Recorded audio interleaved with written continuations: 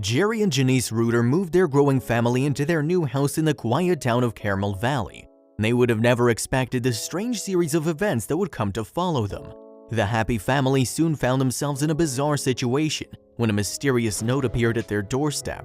The note that they found was an offer on their new house. Jerry and Janice were offered $100,000 to sell their newly purchased property. This letter would be the first in a long chain of events that would eventually drive the poor couple to near insanity. Jerry and Janice spent months under siege from this mysterious stranger, and after a long and stressful investigation, the culprit was eventually caught in the act and her identity revealed. Learning the identity of their abuser did anything but make their situation more comfortable, and it would remain a horror story for weeks to come. So Jerry and Janice had been looking for houses in the quiet and peaceful town of Carmel Valley. Renee Milton, a local real estate agent, had found the Reuters their dream house. The estate agent had found them a beautiful 3-bedroom with a lovely garden on a quiet road and within their budget, and just in time as Janice was heavily pregnant at the time. Perfect! The moving date was set and the excited couple packed up their belongings into crates and boxes and waited patiently for the day of the big move to arrive.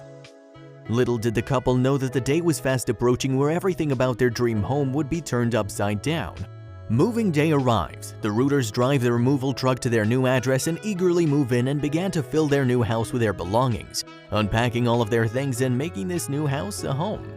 The Reuters were introduced to their new friendly neighbors and the townspeople, utterly unaware of the series of strange happenings about to turn their lives upside down.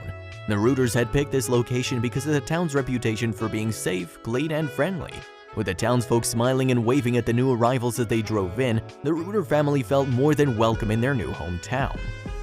The day arrives when things start to take a step in the weird direction as Janice opens the front door to find a handwritten letter on their porch. The letter was written by a local woman who included her contact details and explained that she'd like to purchase the house. The letter offered the couple a cool $100,000 for their newly purchased home. Of course, Jerry and Janice had no intention of letting go of their dream house and so declined the offer. Janice and Jerry, bewildered by the strange letter, began to investigate. The couple soon found their house had been listed for sale on an online real estate website called Zillow. Janice stated, "Jerry called me one day and asked if I'd listed our home on Zillow. I of course said no, why would I ever do that? Neither of us could understand why someone had put our house on the online market." So if neither Janice or Jerry had put their house up on the market and it was never up for online sale in the first place, who wanted the house and who listed it on Zillow? The Reuters didn't list their house online. Confused about why this had happened, Mr. Reuter called his realtor, hoping to find more information. Who could have listed their home on the website? Was this a simple mistake by the real estate company, or was something more sinister being set in motion? To Jerry's surprise, the realtor had no idea either as to how the house had ended up on an online listing. After hours of looking back through the records and attempting to find an IP address of where the listing was made, they had still come up empty-handed. Jerry began to expect that maybe someone was playing a prank on them, and so decided to ignore the strange letter and the fact that his house had mysteriously been listed online. In light of there being absolutely no leads, the Reuters put the strange happenings behind them and carried on enjoying their time in their new dream home. Ignorance would prove to be one of their downfalls, as this only emboldened the aggressor. The harassment starts here, with the first letter being only an introduction as to what was to come, and the story would soon take a turn for the worse. In the days closely following the first letter, the couple found themselves receiving magazine subscriptions, yet they hadn't signed up for any, and as the house had been empty for some time, all mail of the previous occupants was no longer being posted. Alongside these subscriptions, they received bills worth thousands for bladder control products. Weird. The situation was getting progressively worse with a constant bombardment of letters and bills. After a few more days, the couple received an email online alerting them to an online advert inviting everyone to celebrate New Year's Eve in their new home. By now, it was apparent to Jerry and Janice that they were being targeted by someone specifically. They'd only recently moved into the neighborhood and could see no cause for any hostility, yet it seemed someone really wanted them out of the house, or at least wanted to prove a nuisance. One day, Janice and Jerry's neighbor Paul Abel came to their house and began furiously shouting at Jerry. Janice and Jerry had never even spoken to his neighbor and were taken aback by his anger towards them. Jerry asked Paul what his reason was for all this hostility. What Paul said completely threw the couple off their feet, and they really began feeling the gravity of the situation in which they found themselves. The couple soon learned that Paul and his wife Tanya had received a Valentine's card in their mailbox. Jerry denied any part in this and told Paul this wasn't a letter from him. Paul showed the couple the letter addressed to Tanya, and you guessed it, signed by Jerry. Tanya and Jerry had never spoken, and Jerry was unaware of her name until Paul informed him. Soon after the altercation with their neighbor Paul, it would turn out that not only Tanya had received a Valentine's Day card signed by Jerry, every wife in their town had received a card proclaiming to be from Jerry. Jerry, of course, had no clue as to why this had happened. However, he apologized to everyone who'd received a card on his name. The situation had gone too far now, and the Rooters began to fear for the safety of their family and their new home. It was high time they reported the issue to local authorities. Now a clear-cut case of harassment, they went to the police station and filed a claim. The only problem was figuring out who exactly the claim would be against. With the situation ever worsening, the couple was scared, and rightly so, as local authorities had never dealt with a case such as this and also feared for the couple's safety. Mr. Rooter said that an officer had told him whoever was doing this was likely very sick or mentally unstable. They're likely watching your every move, and that hearing this, quote, sent chills down my spine.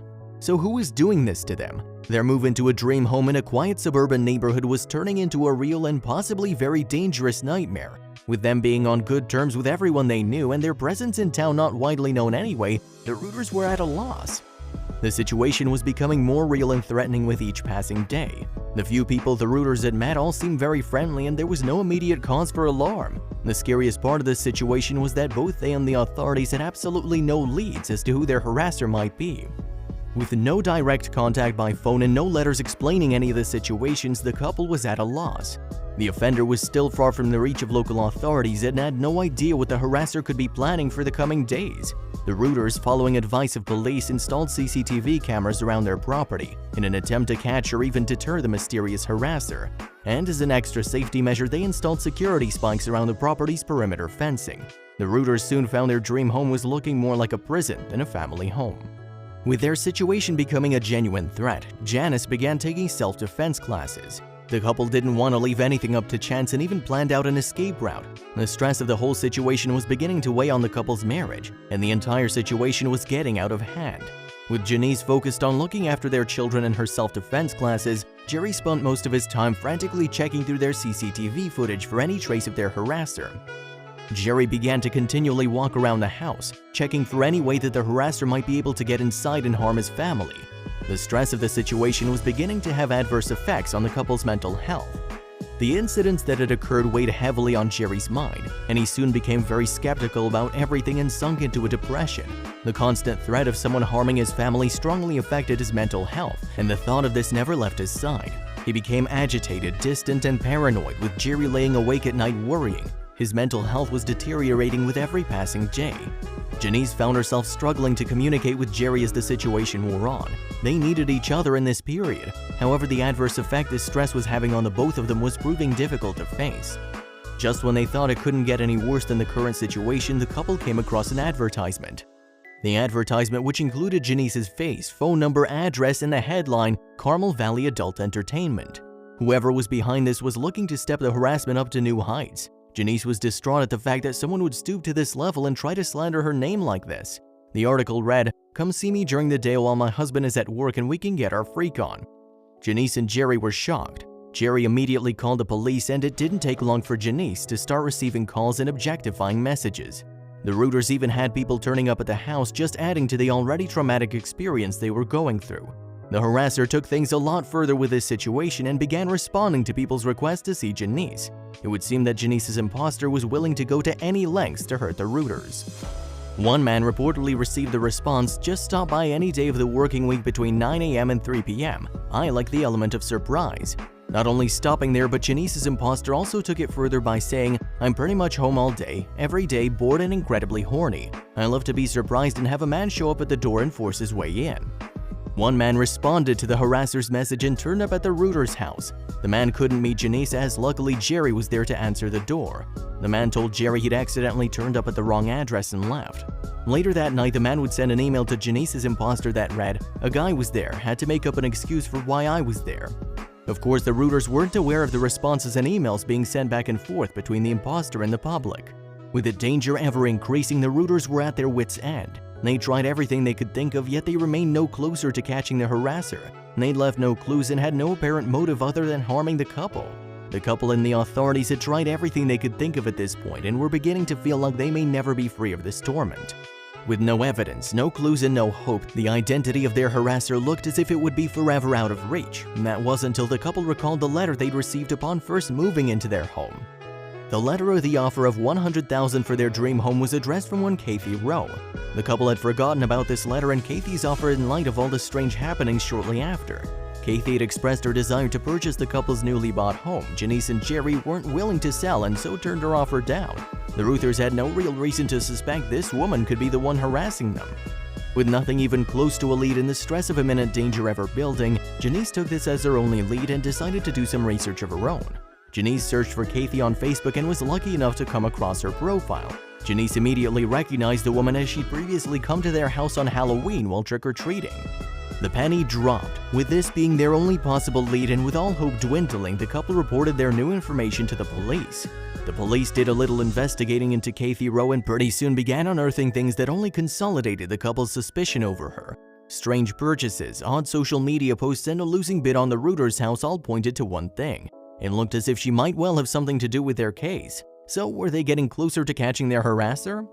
Kathy Rowe, a 53-year-old woman, was a mother to a disabled daughter and a wife to a husband who'd recently suffered a massive heart attack. Kathy and her husband had been searching the area for years trying to find a suitable one-story home that would suit the needs for their disabled daughter. Kathy bid on the house but was outbid by Janice and Jerry. This infuriated her and led her down the dark path that would see her harassing the couple and making them suffer for months. Ironically, Kathy had been counted in San Diego's 50 Best Moms for the care she gave to her disabled daughter. It was unbelievable that she might then be capable of such hideous aggression towards Janice and Jerry. Could it be possible that a supposed loving and caring mom did this? Kathy had her eye on the house for a very long time. She'd felt very positive vibes around it and said, "When I walked in, I felt like it was my house." It seemed she would be willing to go to any lengths to get it. Kathy wanted the house at any cost and said, "I was jealous, devastated, and distraught with pain and depression." She was heartbroken. Kathy reminisced, "When I found out we didn't get the house, it was devastating and heartbreaking," adding, "It was almost like the loss of a loved one." Out of context, you'd feel sorry hearing her story. Mrs. Rowe also added, "It was critical to me. It was clear to see that losing the house had severely affected Kathy and her mental health." Kathy admitted that while she knew the couple didn't mean to harm her, them purchasing the house did so. It was clear to see how much this house and losing it had meant to Kathy, saying, "They didn't mean to harm me, but them getting the house did harm me. It's a little bit of payback so that it would lessen the pain. I'm going through so much pain, so if I cause someone else a little bit of pain, it equalizes it, or at least helps me feel better." With the evidence piling up, a task force was put together to compile all the evidence and build a case against Kathy. The case was clear-cut, and it didn't take a team long to provide a solid case against Mrs. Rowe.